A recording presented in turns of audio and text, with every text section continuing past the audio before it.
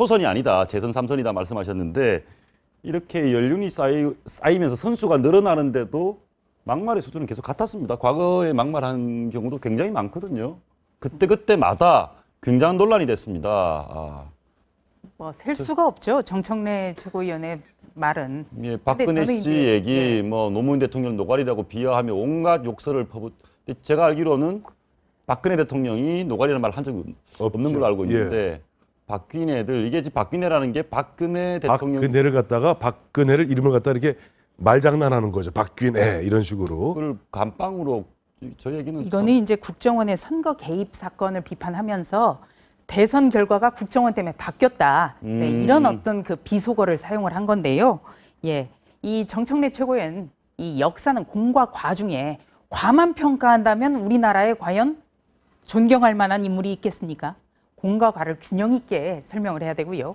이 정청래 의원이 최고위원 되기 전에 계속 특정 최고위원을 최고위원이 아니라 최저위원이다. 이렇게 비판한 일이 굉장히 많았습니다. 당 안에 있는 사람을요? 예. 조경태 최고위원을 이제 최저위원이라고 표현을 했는데 본인이 하도 최저위원이라는 얘기를 했기 때문에 본인의 이 행동이 과연 최고위원으로서 맞는지 전 스스로가 한번 조금 되물어봐야 된다. 이렇게 생각을 합니다. 문재인 체제가 출범하자마자 이렇게 고춧가루를 뿌린 법이 어디 있습니까? 당 지도부 아니에요? 그러면 최고위원, 최저위원 되니까 잘못하면 최악위원이라는 말도 듣게 돼요. 궁금한 게 저런 식으로 말씀을 하셔서 자기가 속한 당에 도움이 되지 못하면 주변에 좀 말리지 않습니까? 근데요. 그만하시죠. 이렇게 보시면 될 것 같아요.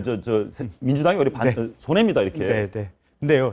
이제 큰 틀에서 보면 전체적인 평가는 방금 앵커께서 말씀하신 부분이 정확한 지적이시고요. 예. 근데 정청래 최고위원이 어떻게 해서 최고위원에 당선이 됐냐, 그 당선에 대한 기반을 보면 결국은 국민들, 일반 국민이라든지 일반 당원에 의한 여론조사에서 굉장히 많은 표가 나왔거든요. 근데 그 많은 표가 나온 것은 뭐냐? 결국은 본인이 저런 막말에 가까운 어떤 아주 강력한 대여 공격수로서의 역할, 그 역할을 일정 부분 야당 지지자들 중에서는 높이 평가하고 사실은 거기에 표를 몰아준 거거든요. 그러니까 크게 보면 이렇게 보시면 돼요. 그러니까 국민들 중에, 그러니까 야당 지지하는 국민들 중에 저 역할을 필요로 하고 저게 바로 야당의 본분이다라고 생각하는 국민들이 분명히 있다. 그 사람들의 동력을 받아서 저분은 저기에 왔다. 저는 조금 첨언을 하고 싶은데요. 새정치민주연합에서 분명히 이 정청래 최고위원에게 거는 기대는 있었을 겁니다. 그러니까 2위로 당선이 됐겠죠. 최고위원이. 그거는 대여 공세를 조금 어떻게 보면 각을 잡아서 잘해달라. 이런 의미지. 최고위원이 됐을 때는 정제된 발언을 분명히 요구를 했을 겁니다. 그러니까 이 어떻게 접근하느냐 이 방법이 대단히 틀렸죠. 그런 의미에서 지금 새정치민주연합의 그 당원들, 대의원들 그리고 정청래 최고위원을 지지했던 국민들이 이건 아닌데 이렇게 생각할 수도 있을 것 같습니다. 이런 거예요. 여기서 이제 문재인 대표의 리더십이 필요합니다. 사실은 어제 제가 깜짝 놀랐던 게 문재인 대표님 보면 될 때부터 이미 예견돼 있던 거 아니에요? 저 박정희 대통령, 이승만 대통령 묘소 참배하기. 예.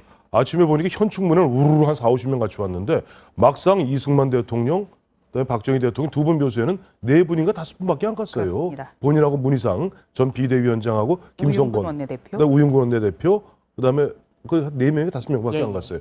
즉 최고위원 아무도 못 왔어요. 그건 이거는 배 출범하자마자 이른바 휘청거리는 모습인데 이렇게 정청래 최고위원 이렇게 얘기했을 때 사실은 예전에 김대중, 김영삼 대통령이 야당 총재 시절 같으면 죄송한 표현을 바로 제명합니다.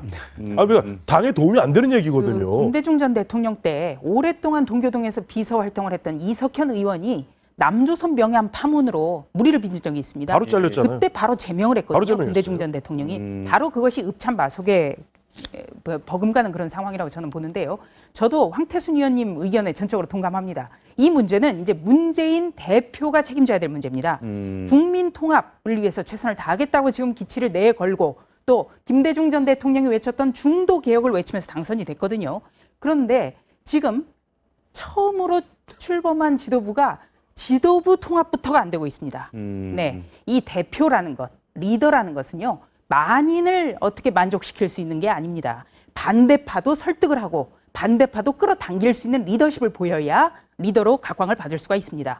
아주 문재인 대표가 중대한 시험대에 저는 올랐다고 봅니다. 여기서 만약 문재인 대표가 제대로 수습을 못하고 어떻게 보면 국민들의 상처받은 보수 계층의 사람들 마음을 만지지 못한다면 당의 미래도 어둡고 본인의 대권 가드에도 어둠이 깔리게 되죠.